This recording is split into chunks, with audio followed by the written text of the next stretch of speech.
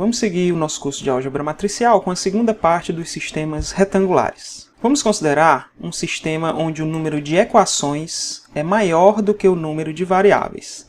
Neste exemplo, nós temos um sistema com 4 equações e 3 variáveis. Aplicando o método de Gauss-Jordan na matriz aumentada desse sistema, esta será a nossa forma escalonada reduzida.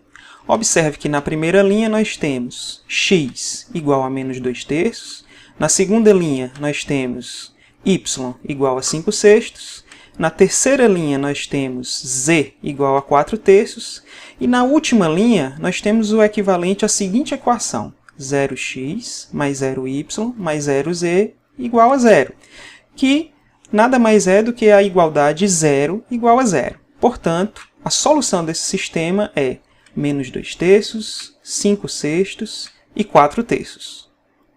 Fazendo uma pequena modificação no sistema anterior, mudando apenas o último termo independente, a nossa forma escalonada reduzida será da seguinte forma. Observe que as 3 primeiras linhas são idênticas, ou seja, nós teremos novamente x igual a menos 2/3, y igual a 5/6 e z igual a 4/3.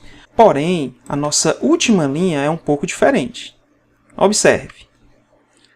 Ela equivale à equação 0x mais 0y mais 0z igual a menos 1.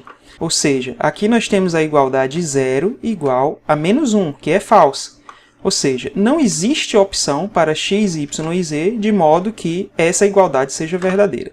Portanto, o sistema é impossível. Neste terceiro exemplo, nós temos um sistema que tem 6 equações e 4 variáveis. A sua forma escalonada é a seguinte. Observe que as 3 últimas linhas estão totalmente nulas, ou seja, elas não vão ter influência na interpretação da solução desse sistema. Observe que nas linhas que não ficaram totalmente nulas, nós temos 3 equações, mas ainda temos as 4 variáveis. Portanto, olhando apenas para esta parte da forma escalonada reduzida, nós vemos aqui o grau de liberdade igual a 1. Nós temos uma coluna não básica. Portanto, na solução desse sistema, já sabemos que vai aparecer um parâmetro. Desta forma, na primeira linha nós temos x igual a 1/3 menos 2/3 do parâmetro, que aqui vamos chamar de alfa. Na segunda linha, y igual a menos 26/3 menos 5/3 de alfa. E na terceira linha, o coeficiente correspondente ao parâmetro é 0. Portanto, coincidentemente, nós temos a determinação de z, que nesse caso é z igual a 6. E como dito anteriormente, as 3 últimas equações não têm influência na interpretação do sistema, pois elas não passam da igualdade 0 igual a 0. Desta forma, a solução do sistema é x igual a 1 menos 2α sobre 3, y igual a menos 26 menos 5α sobre 3, o z é igual a exatamente 6, e a quarta variável, que poderíamos ter chamado de w, foi a que deu lugar ao parâmetro alfa, a que correspondia à coluna não básica. Portanto, na quarta posição aparece somente o parâmetro alfa. Então, esse sistema tem infinitas soluções. Conclusão. Quando tivermos um sistema com mais equações do que variáveis, pode ocorrer um dos 3 casos. Como vimos no primeiro exemplo, o sistema tem única solução. No segundo exemplo, o sistema era impossível. E no terceiro exemplo, o sistema tem infinitas soluções. Discorrendo um pouco mais sobre a quantidade de soluções de um sistema linear, nós temos o seguinte lema. Se tivermos 2 soluções distintas para um sistema linear S, então nós podemos produzir uma terceira solução, que é dada pela média aritmética das 2 soluções dadas.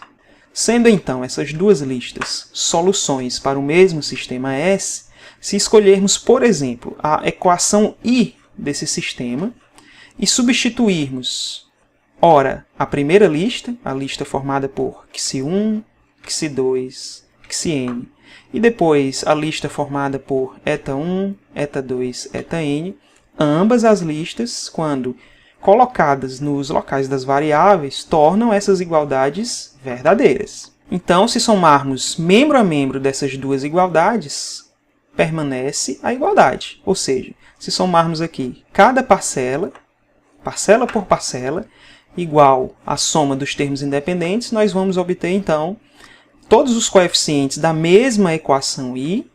No lugar das variáveis, nós vamos ter a soma do tipo xi1, eta1, xi2, eta2, e assim por diante.